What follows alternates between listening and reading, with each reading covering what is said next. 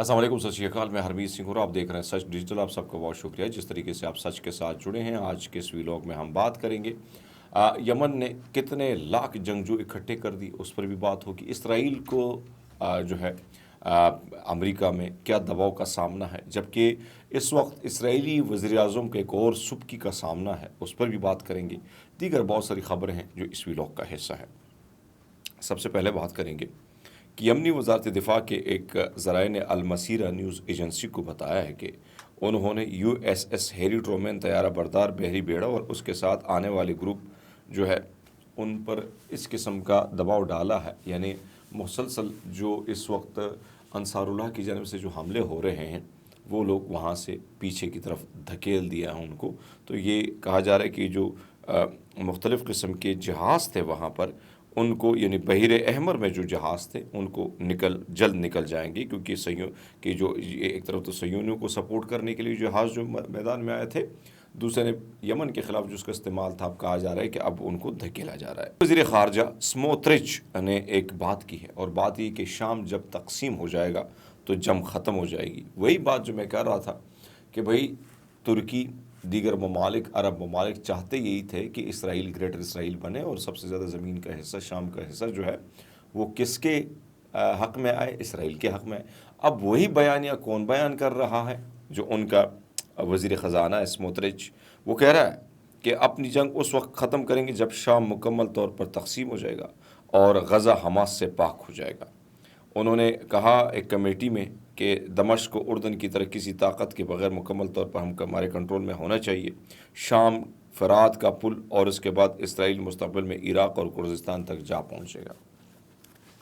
بات وہی ہے کہ بھئی صاحب ہم شام کو بھی لیں گے، آگے جا کے کردستان کی زمین بھی ہماری ہے، آگے جا کے عراق کی زمین بھی ہماری ہے۔ جس کردستان کی زمین پر نظر ڈالیے جو شام کے ارد گرد ہے ترکی نے، آج اس کا دعویٰ کون کر رہا ہے؟ اسرائیل کر رہا ہے۔ تو پھر ترکی والوں، طیب اردوغان صاحب، اب آپ مجھے بتائیں نا، آپ نے جو دعوے کیے تھے، جو سپورٹ کیا تھا، بتائیں نا کہ آپ کے لوگ جو ہے وہ اب آپ کی دوست ہیں نا، اسرائیلی تو آپ کے دوست ہیں، وہ کیا کریں کہ کردستان بھی آپ سے لیں گے۔ سو بہرحال یہ صورتحال تو ہونی تھی۔ آگے بڑھتے ہیں۔ انصار اللہ یمن کا امریکہ سے خطاب کے حوالے سے انہوں نے خطاب دیا۔ انہوں نے کہا کہ ہمارے پاس 80 لاکھ جنگجو لڑنے کو تیار ہے۔ انصار اللہ سیاسی بیورو کے رکن نے امریکہ اور مغرب سے خطاب کرتے ہوئے کہا کہ بھائی صاحب یہ جنگ اتنی آسان نہیں ہے، اور اگر آپ جنگ ہمارے ساتھ مسلط کرو گے، ہمارے اوپر مسلط کرو گے، تو پھر یاد رکھیے کہ ہمارے پاس تقریباً خطرناک قسم کے 80 لاکھ جنگجو ہیں، جو 80 لاکھ جنگجو ہیں جو لڑنے کے لیے بالکل تیار ہیں۔ ہم مغرب اور امریکہ کو مشورہ دیتے ہیں کہ وہ غزہ کے خلاف جو جاری ہے تو اس کو ختم کرے، اس کے معاشرے کو ختم کرے، ورنہ ان کے خلاف جو ہماری جنگ ہوگی وہ پھر اتنی ریڈی ہوگی، اتنی بھیانک ہوگی، اتنی خطرناک ہوگی، پھر آپ اس کو برداشت نہیں کر سکو گے۔ دوسرے آپ کو بتاتے چلے کہ یروشلم دی پوسٹ کی خبر آئی ہے، اسرائیل کی حکومت نے خفیہ ادارے شن بیٹ کے سربراہ کی برطرفی کے سلسلے میں اپنے نئے فیصلے سے عدالت کو آگاہ کر دیا۔ اب شن بیٹ کا معاملہ میں آپ کے سامنے لایا تھا کہ یہ جو شن بیٹ کے سربراہ ہیں ان کو نتن یاہو نے نکال دیا تھا، کیا بالکل اس ادارے کے سربراہ ہونے کی حیثیت سے جو ہے اس کو نکال دیا تھا۔ پھر اس نے بھی سوچا کہ بھائی صاحب میری تذلیل ہوئی ہے، میں نے مشورہ دیا ہے، جو اسرائیلی وزیر اعظم نے نہیں مانا اور مجھے نکال دیا نوکری سے، تو پھر میں بھی دیکھ لیتا ہوں، میں بھی اس کے ساتھ دیکھ لیتا ہوں۔ تو اس نے بھی ٹھانی۔ تو نتن یاہو نے شن بیٹ کے سربراہ رونن ہار کو مارچ میں برطرف کر دیا، تاہم اسرائیل کی سپریم کورٹ نے نتن یاہو حکومت کے فیصلے کو روک دیا۔ انہوں نے کہا کہ آپ کو یہ فیصلہ اپنے غلط فیصلہ کیا، آپ کس فیصلے کی وجہ سے بڑے مظاہرے ہوئے ہیں، آپ کو یہ فیصلہ لینا ہوگا۔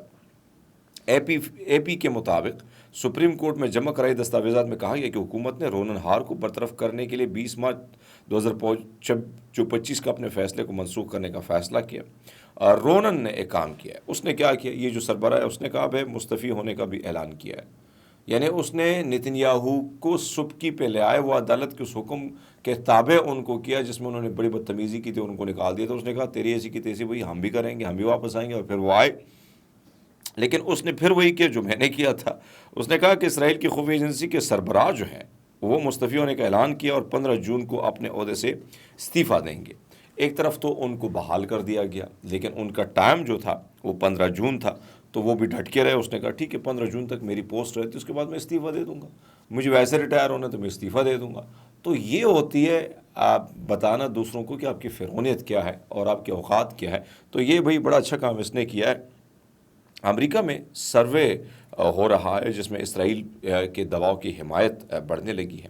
امریکہ میں قائم عرب امریکن انسٹیٹیوٹ کا کہنا ہے کہ حالیہ سروے سے پتہ چلے کہ ووٹروں کی بڑھتی ہوئی تعداد، جن میں عام طور پر اسرائیلی نواز ریپبلکن بھی شامل ہیں، ان کا خیال ہے کہ اسرائیل کے لیے امریکی حمایت انتہائی یک طرفہ ہے اور غزہ اور لبنان پر رعایتوں کے لیے اسرائیل پر دباؤ ڈالنے کے لیے مزید کچھ کیا جانا چاہیے. ایک پریس ریلیز میں کہا گیا کہ اپریل کے نتائج کے یعنی ریپبلک کافی اضافہ مظاہرے ہوئے، اور اس بات پر بھی لوگ متفق آئے کہ بھئی اسرائیل کے حوالے سے جو چیزیں ہو رہی ہیں ان کو ختم کیا جائے، معاملہ ختم کیا جائے. جو اتنا سپورٹ ہے، تو یہ اب عام آدمی اپنی آواز اٹھا رہا ہے، ایک عام آدمی.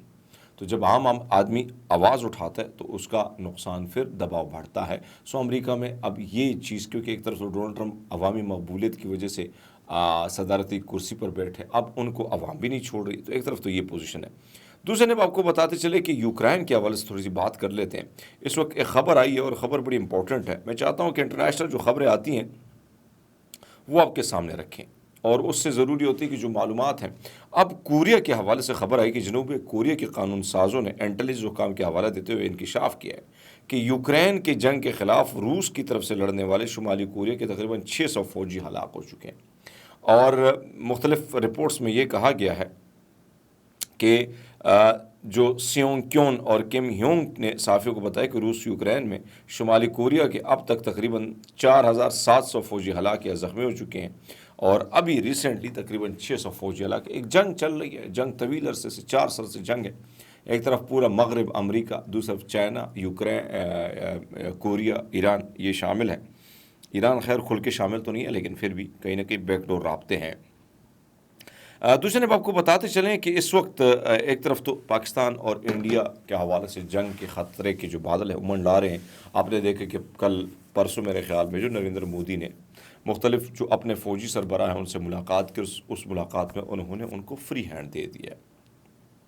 دوسرے نے یہ کہا جا رہا ہے کہ جنگ جو ہے اس میں اگر ہم دیکھیں، میں نے جس طرح بات کل بھی آپ کو بتاتے کہ واشنگٹن ڈی سی نے ہندوستان کے پاس جو ایویڈنس ہے اس کی انہوں نے کہا اس میں بالکل کمی ہے، بالکل نہ ہونے کے برابر ہے. تو ایک طرف تو یہ سچویشن کا سامنا ہے. دوسرے نے مودی پر اندر بھی دباؤ ہے، کیونکہ بہت سارے لوگ نہیں چاہتے کہ جنگ ہو، مالی مشکلات کا سامنا. ادھر پاکستان جو ہے یہاں پہ بھی سچویشن سیم ہے. لیکن بہرحال اب دیکھنا یہ کہ کیا اسٹڈی جو ہوتی ہے، لیکن اس وقت اقوام متحدہ، ایران، چائنا، دیگر ممالک جو ہیں وہ اس جنگ کو ٹھنڈا کرنے کے لیے، اس جنگ پر جو ابھی چنگاری جو ہے آگے پھیلنے والی، اس پر قابو پانے کے لیے اپنی کوششیں کر رہے ہیں. بہرحال اپنا خیال رکھیے. بہت شکریہ.